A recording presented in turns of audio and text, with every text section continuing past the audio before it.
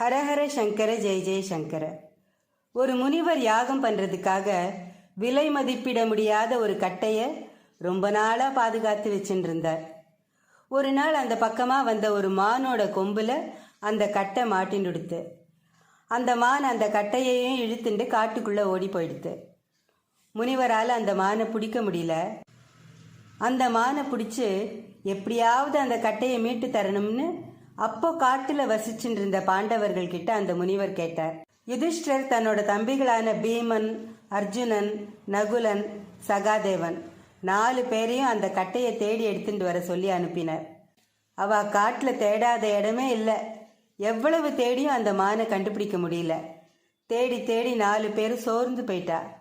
சுட்டரிக்கிற வெயில், தாகம் தாங்க முடியல. அதனால தாகத்தை தீர்த்துக்கிறதுக்காக பக்கத்தில் இருந்த குளத்துல தண்ணி குடிக்க போனா. அந்த குளத்தை ஒரு யக்ஷன் கொக்கு வடிவத்தில் காவல் காத்துட்டு இருந்தான். இந்த குளம் என்னோடது, நான் கேட்குற கேள்விக்கு சரியான பதில் சொன்னா நீங்கள் இந்த தண்ணியை எடுத்து குடிக்கலாம். ஒருவேளை பதில் சொல்லாமல் தண்ணி குடிச்சா நீங்கள் உயிரிழக்க கூட வாய்ப்பு இருக்குன்னு சொல்லிட்டு அந்த கொக்கு.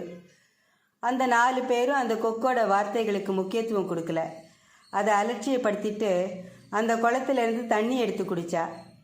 நிஜமாவே அந்த தண்ணியை குடித்த கொஞ்ச நேரத்தில் 4 பேரும் உயிர் இழந்துடுறா. யுதிஷ்டர் பார்க்குறார்.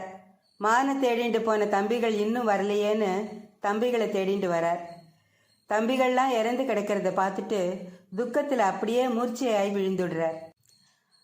அதே நேரத்தில் துரியோதனன் பாண்டவர்களை கொல்றதுக்காக ஒரு யாகம் வளர்த்து கிருத்தியைங்கிற ஒரு பூதத்தை பாண்டவர்களை நோக்கி ஏவி விட்டான். பாண்டவர்களை அந்த நிலையில பார்த்த பூதம் எல்லாரும் ஏற்கனவே இறந்துட்டான்னு திரும்பி போயிடுது. கொஞ்ச நேரத்தில் யுதிஷ்டருக்கு மயக்கம் தெளிஞ்சுது. அந்த குளத்து பக்கத்தில் இருந்த கொக்கை பார்த்தார். அப்போ அந்த கொக்கு ஒரு யக்ஷனா மாறி என்னோட கேள்விகளுக்கு பதில் சொல்லிட்டு தண்ணி குடிக்கலாம், மீறினா நீயும் உயிரிழக்க கூடும்னு சொல்லித்து. யுதிஷ்டர் நிதானமாக செயல்பட்டு யக்ஷன் கேட்ட எல்லா கேள்விகளுக்கும் பதில் சொல்லி தன்னோட தம்பிகளையும் மீட்டெடுத்தார். இந்த சம்பவம் தான் யக்ஷ பிரஷ்னம்னு போற்றப்படுறது. அதில் யுதிஷ்டர் சொல்கிற அழகான பதில்கள் நமக்கு ஒரு நீதி போதனையாக அமைஞ்சிருக்கு.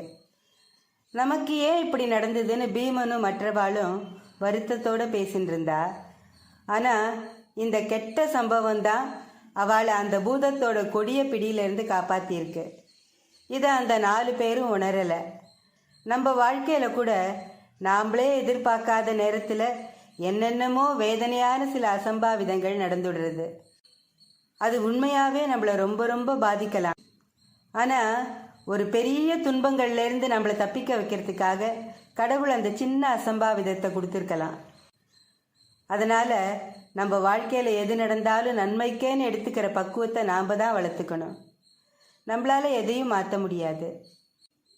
இதை தான் பகவான் கிருஷ்ணர் பகவத்கீதையில் எது நடந்ததோ அது நன்றாகவே நடந்தது, எது நடக்கிறதோ அது நன்றாகவே நடக்கிறது, இனி எது நடக்க இருக்கிறதோ அதுவும் நன்றாகவே நடக்கும்னு சொல்லியிருக்கார். அதனால் நல்லதை மட்டுமே நினைப்போம், நல்லது மட்டுமே நடக்கும். ஸ்ரீ மகாபெரிவா திருவடிகளே சரணம். ஹரஹர சங்கர ஜெய ஜெய சங்கர. காஞ்சி சங்கர காமகோட்டி சங்கர.